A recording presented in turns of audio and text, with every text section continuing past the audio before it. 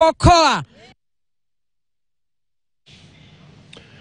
Mipango ya kupanua uwanja wa ndege wa kimataifa wa Malindi imekuwa ikiendelea kwa miongo kadhaa, huku washikadau wakilaumu kuwa mchakato huo unaendeshwa kwa mwendo wa kobe, huku ikizorotesha nafasi ya utalii katika kaunti ya Kilifi. Hata hivyo, tatizo la msingi ni fidia kwa maskwota na wamiliki wa ardhi, ambayo mara kadhaa imelazimisha wamiliki wa ardhi zilizoathirika kuelekea mahakamani kwa maelekezo. Tayari mchakato wa ununuzi wa awamu ya kwanza ulikamilika mwaka 2017, ambapo zaidi ya wakazi 189 kwa eneo la kwa Chocha walipokea fidia ya shilingi milioni 400 za majengo, huku awamu ambayo ni fidia ya ardhi inakabiliwa na changamoto, huku wanyakuzi wa ardhi wakidaiwa kujipenyeza na kuibuka na hati miliki.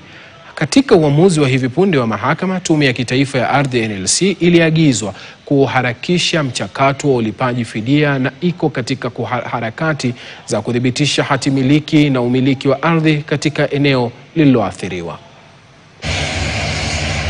Tulivyolipwa mara ya kwanza, tuliambiwa hatutakawia, watarudi tena waweze kuangalia ni nani anahitajika kulipwa kwa hizo mashamba. Na baada ya hapo tulikaa kwa muda mrefu kutoka 2017 tulipovunjiwa mpaka saa hii. Tunaona wamekaa muda mrefu bila kurudi kutuangalia ni nani ambaye ana uwezo wa kulipwa hizo shamba. Lakini kipindi hicho hiyo pesa ilivyotoka tukapewa na tukaambiwa ni haraka itatoka nyingine, basi ilikuwa ni pesa yani hafifu sana. Nilikuwa najiuliza, kama shamba lilikuwa ni lao, mbona hata hawakuja baadaye sisi tushatoka wakaweka fence wakasema hii sehemu ni yetu? Sasa airport mkitaka shamba haya mtaongea na sisi, kwa sababu hii sehemu kutoka hapa mpaka hapa ni yetu.